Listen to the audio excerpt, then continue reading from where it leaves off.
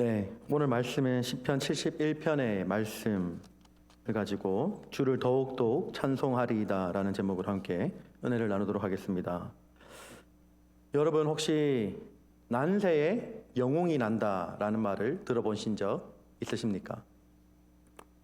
어떤 말이죠? 난새에 영웅이 난다. 평상시에는 아무런 일도 일어나지 않고 그리고 평온할 때는 겉으로 드러나 보이지 않는 것들이 어지러운 상황과 혼란과 어려움이 올 때 그때 돋보이는 사람이 나타난다라는 것입니다. 아무런 문제가 없을 때는 전부 다 같아 보이지만 어려움이 올 때 반응하는 모습과 그것을 대처해서 이끌어 나가는 모습을 볼 때 그 사람의 진가를 알 수 있게 된다는 것입니다. 난새에 영웅이 난다. 근데 이 말은 우리의 신앙에서도 동일하게 적용되는 것 같습니다. 우리에게 다가오는 시련과 어려움이 있을 때 우리가 어떻게 하나님 앞에 반응하는지를 보면 그 믿음의 정도를 알 수 있다는 것이죠. 오늘 말씀의 시편을 보면 다윗이 하나님을 찬양하는 모습과 그리고 그의 고백을 통해 그의 신앙 고백을 들여다 볼 수 있습니다. 그리고 다윗의 삶을 들여다 볼 수 있게 되죠.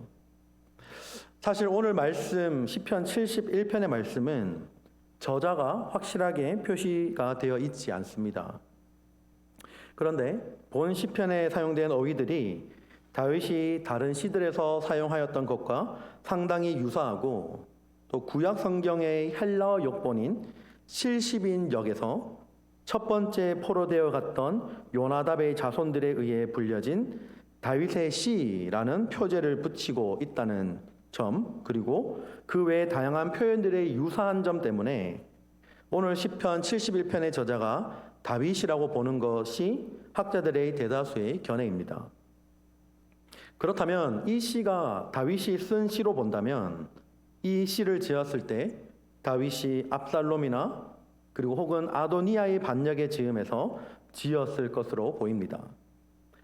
71편의 첫 시작인 1절과 4절까지는 다윗이 불의한 자들의 생명의 위협에 직면해서 하나님께 피하며 하나님께 구원을 호소하는 내용이 담겨 있습니다.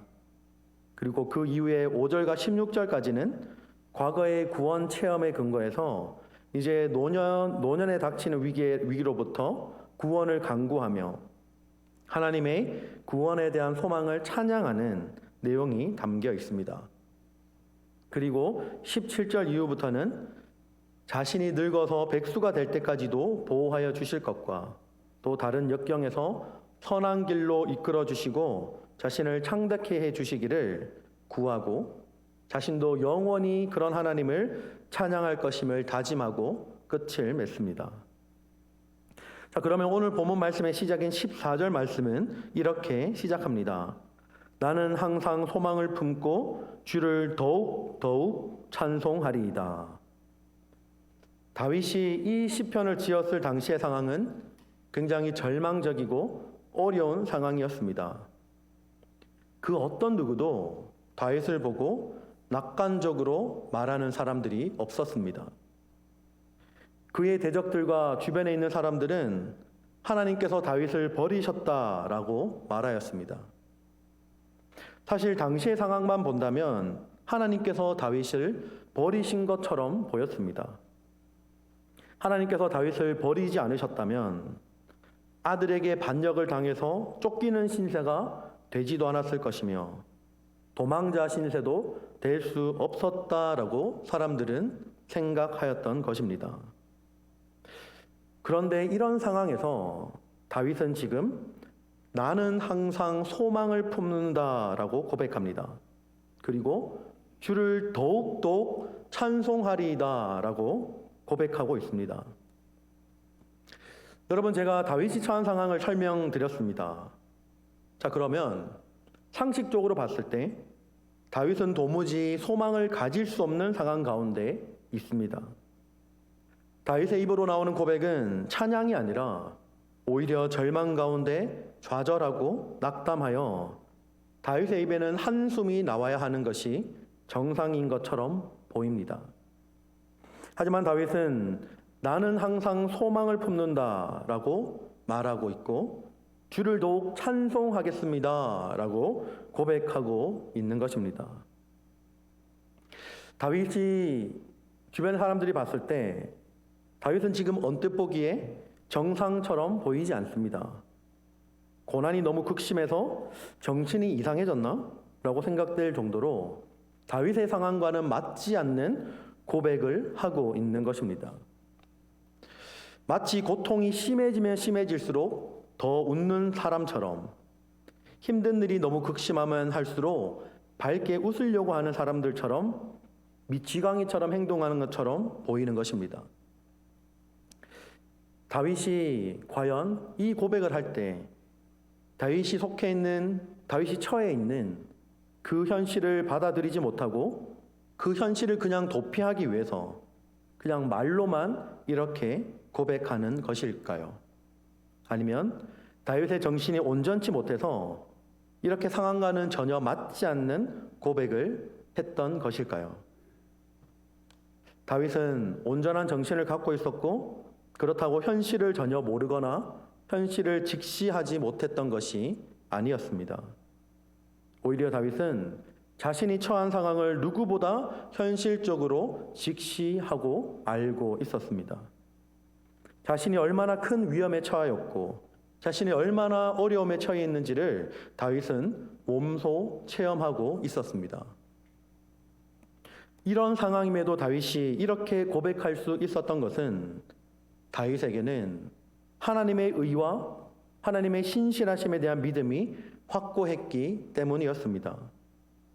하나님께서 자신에게 처한 위기를 구원하실 것이다 라는 확신이 있었습니다. 그는 과거의 경험을 통하여서 하나님께서 자신의 피할 바위가 되시고 구원의 반석이 되시고 산성이 되신다라는 것을 알았습니다. 주변의 모든 사람들이 자신을 둘러싼 환경이 전혀 소망이 없어 보이는 것이었지만 다윗 자신만은 하나님의 구원에 대한 확실한 소망을 가지고 있었습니다.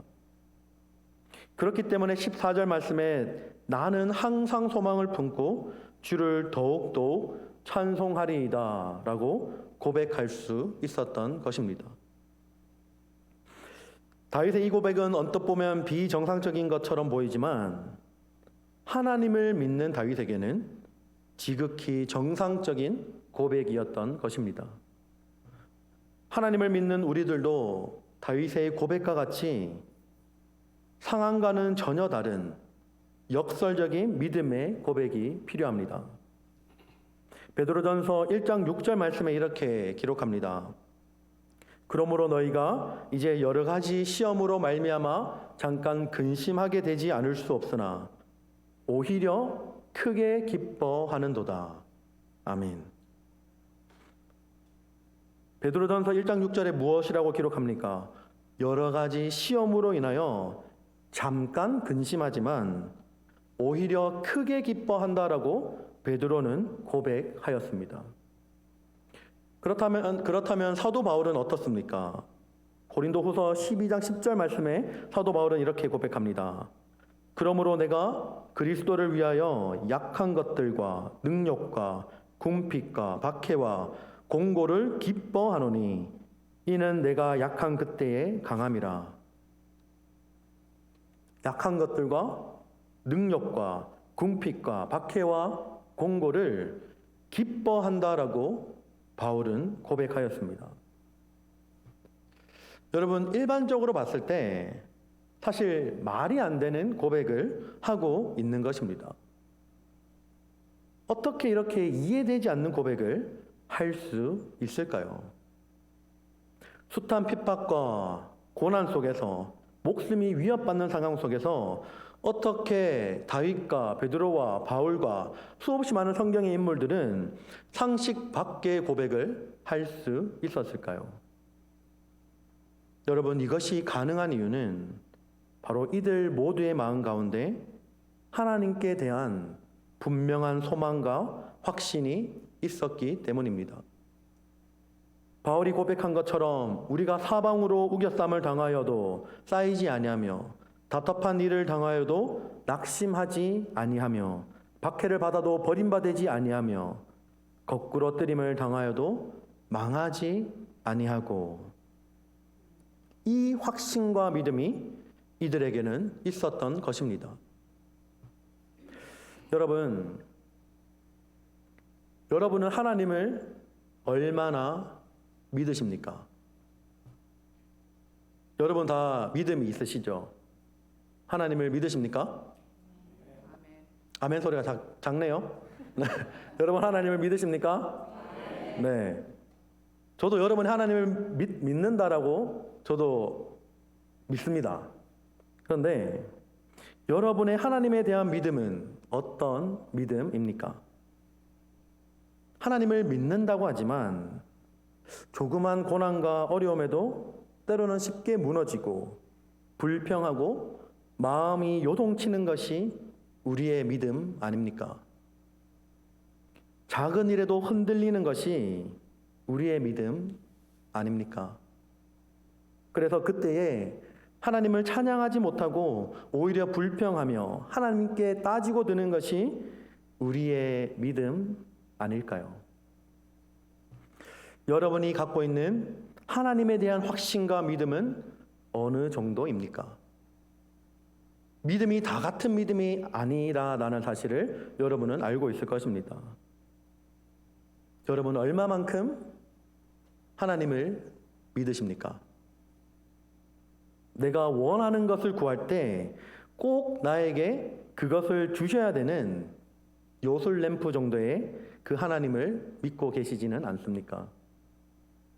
그래서 때로는 나에게 고난과 어려움이 닥쳐오는 것을 도무지 이해할 수 없는, 그리고 이 어려움을 허락하시는 하나님을 도저히 납득할 수 없는 믿음을 우리가 갖고 있지는 않습니까?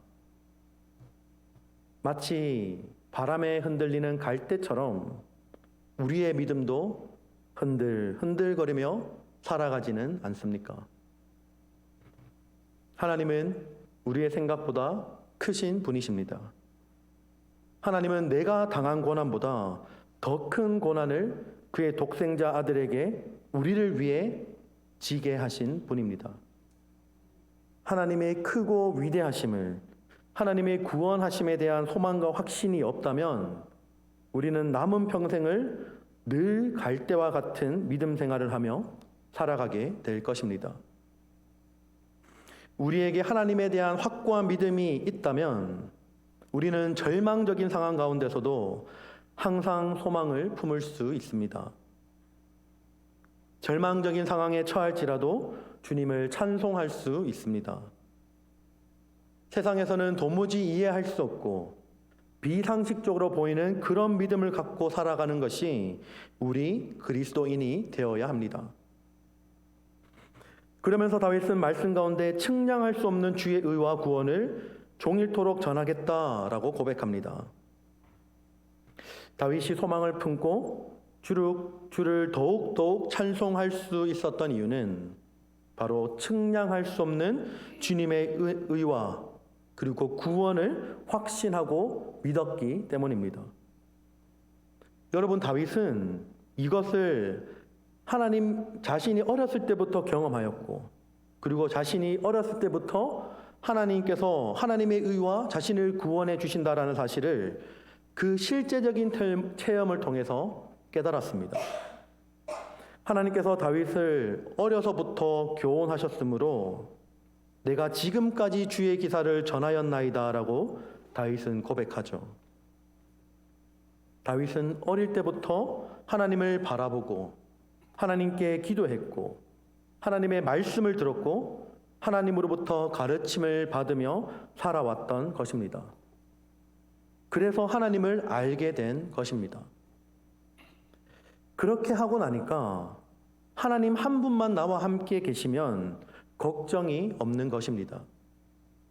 지금 상황은 너무 비참하고 어렵지만 희망과 소망이 있는 것입니다. 하나님이 어떤 분이신지 알기 때문입니다. 여러분, 이러한 믿음은 단순하게 책 한 권 읽었다라고 생기는 것이 아닙니다. 신앙서적, 우리의 믿음을 더 돋구어주는 신앙서적, 좋은 책, 그냥 한 권 읽었다고 이런 믿음이 생기는 것이 아니죠. 바로 이 믿음은 하나님과의 평상시의 친밀한 교제 가운데 나오는 것입니다. 평소에 하나님이 경험케 하신 의와 은혜와 교훈을 늘 경험하고 체험하며 살아오는 가운데 이 믿음이 생기는 것입니다. 지금 다윗을 보고 하나님이 다윗을 버렸다라고 말하는 자들은 나이가 들어 아들에게도 쫓기는 이 다윗의 모습을 보고 사울이 하나님께 버림받았던 모습을 떠올리고 생각하였을 것입니다. 그래서 그도 역시 사울과 마찬가지로 하나님께 버림받아 비참한 최후를 맞이하리라고 그의 대적들이 생각하고 말하였던 것입니다. 하지만 하나님께서 사울을 택하셨을 때와는 달리 다윗을 택하셨을 때에는 영원히 그를 버리지 않겠다라고 다윗에게 약속하셨습니다. 다윗이 설령 범죄할지라도 그때 다윗을 징계를 하더라도 사울을 버린 것과 같이 버리지는 않겠다라는 것이 하나님의 약속의 말씀이었던 것입니다. 다윗은 이러한 하나님의 약속과 신실하심과 그리고 의로우심의 근거에서 결코 하나님께서 자신을 버리지 않을 것이며 소망 가운데 자신을 구원해 주실 것이다 라고 믿음 가운데 찬송하고 있는 것입니다. 여러분, 때로는 우리가 살아가면서 우리에게 지워진 십자가가 무겁고 고달프지만 그것이 절대로 나에게 손해가 되거나 나에게 지워진 십자가가 너무 무거워서 나를 망하게 할 것이다 라는 그런 마음이 들지 않는 것이 바로 믿음입니다. 내게 지워진 이 십자가가 나에게 손해를 끼치는 것이 아니라 나를 망하게 하는 것이 아니라 결국은 나를 살리는 것이다 라는 그 확신과 소망을 가지고 있는 것이 바로 믿음입니다. 여러분, 이런 확신을 갖는 이유가 무엇입니까? 바로 그 뒤에, 그 배후에 하나님이 계시기 때문입니다. 그뿐만이 아니라 나에게 이와 같은 심한 고난을 허락하신 이가 하나님이시라면 반드시 나를 다시 살리시며 땅 깊은 곳에서 다시 끌어올리신다라는 그 확신이 바로 믿음입니다. 비록 내가 깊은 수렁에 빠진 사람처럼 처절해 보이지만 하나님께서 반드시 그 능하신 팔로 나를 수렁에서 끌어올리실 것이다 라는 믿음을 가졌기 때문에 이 믿음이 있기 때문에 자신도 모르게 저절로 찬송이 나오는 것입니다. 그래서 여러분, 그리스도인들은 울다가도 웃으면서 찬송할 수 있는 것입니다. 탄식하다가도 기뻐할 수 있는 것입니다. 그래서 우리는 이러한 고백을 드릴 수 있습니다. 우리에게 많고 심한 고난을 보이신 주께서 우리를 다시 살리시며 땅 깊은 곳에서 다시 이끌어 올리시리이다. 이 고백은 다윗이 했던 고백입니다. 여러분, 우리 모두가 어려움 가운데 빛이 나는 믿음을 소유할 수 있기를 바랍니다. 여러분, 여러분의 자녀가 좋은 학교 들어간 것 때문에 좋아하고 감사하고 기뻐하고 또 좋은 직장에 들어가서 기뻐하고 그리고 돈을 여러분 스스로가 많이 벌어서 기뻐하고 직장에서 승진해서 기뻐하고 좋은 집을 싸게 구해서 기뻐하고 그리고 건강이 좋아서 날마다 힘이 넘쳐서 기뻐하고 감사하고 여러분, 이런 상황에서는 예수님을 믿지 않는 사람도 기뻐하고 감사합니다. 이런 삶은 예수님을 믿지 않아도 얼마든지 감사하고 기뻐할 수 있는 상황인 것이죠. 그런데 우리의 믿음은 비록 그리하지 않으실지라도 이 상황 가운데 필요한 것입니다. 난세의 영웅이 난다라는 그 말처럼 어려울 때 우리의 믿음이 빛을 발해야 하는 것입니다. 그런데 그렇게 되지 않을 때 우리는 너무 힘들어하고 괴로워하고 절망하고 낙심을 하게 됩니다. 내가 하나님께 구한 것이 이루어지지 않을 때 낙담하고 내 자녀를 위해서 또 내 부모님을 위해서 내 손주 손녀를 위해서 기도하고 간구했던 것이 이루어지지 않으면 우리는 때로는 낙담하고 괴로워하고 또 우리의 육신의 질병이 낫지 않으면 절망 가운데 빠지기도 합니다. 여러분, 그런데 우리의 믿음은 이때를 위해서 준비된 믿음이어야 합니다. 모두 땅바닥에 쏟고 같이 땅바닥에 주저앉는 것이 우리가 어려운 일을 당할 때 보여온 삶의 모습이라면 이제는 우리는 다시 그런 환경과 상황 가운데서도 그리 아니하실지라도 그 가운데서 주님을 바라볼 수 있는 믿음이 있어야 한다는 것입니다. 그리고 주님으로 인해 기뻐하고 감사할 수 있어야 한다는 것입니다. 여러분, 예수님을 믿는 사람들에게는 세상 사람들이 모르는 비밀이 있습니다. 하나님을 모르는 사람들은 왜 그리스도인들이 찬송하는지 모릅니다.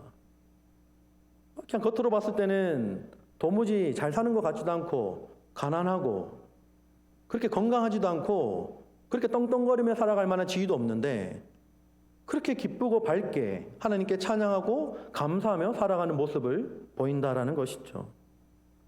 여러분, 이것은 믿음을 가진 사람만이 아는 비밀입니다. 우리에게는 세상 사람들이 모르는 기쁨이 있습니다.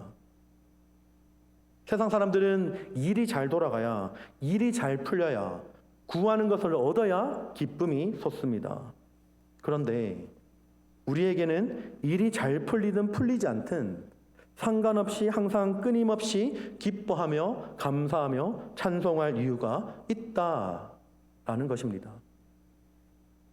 그러므로 우리가 찬송하고 기뻐하는 수준은 세상 사람들과 같을 수가 없는 것입니다. 믿음을 가진 우리는 세상과 같아서는 안 되는 것입니다. 우리 모두 시편 71편에 나오는 오늘 본문의 말씀처럼 이 다윗의 고백처럼 이 믿음의 고백과 찬송을 드릴 수 있는 자들이 되시기를 축복합니다. 우리가 발을 디디고 사는 이 세상은 잠깐 있다가 없어지는 세상입니다. 우리가 받은 땅에서의 축복들은 아무리 여러분이 돈을 많이 벌고 아무리 여러분이 좋은 직장을 얻고 아무리 여러분이 건강을 가지고 남들보다 더 건강하게 산다 할지라도 이 땅에서의 삶은 잠시 잠깐입니다.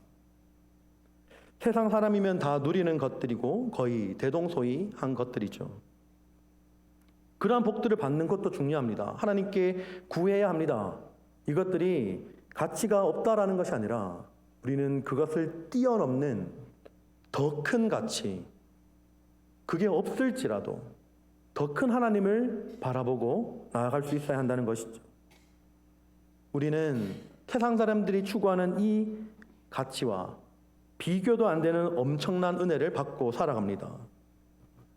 그러면 우리는 그렇게 은혜를 받은 자처럼 살아가야 되지 않을까요? 뭔가 달라야 되지 않을까요? 여러분, 아브라함이 그랬던 것처럼 바랄 수 없는 중에 바라고 믿는 믿음이 우리에게 필요합니다. 오늘 시편의 시인과 같이 다윗과 같이 하나님의 부르심의 손명 앞에 어떠한 힘들고 어려운 일이 있다 할지라도 나는 항상 소망을 품고 주를 더욱더 찬송하겠습니다.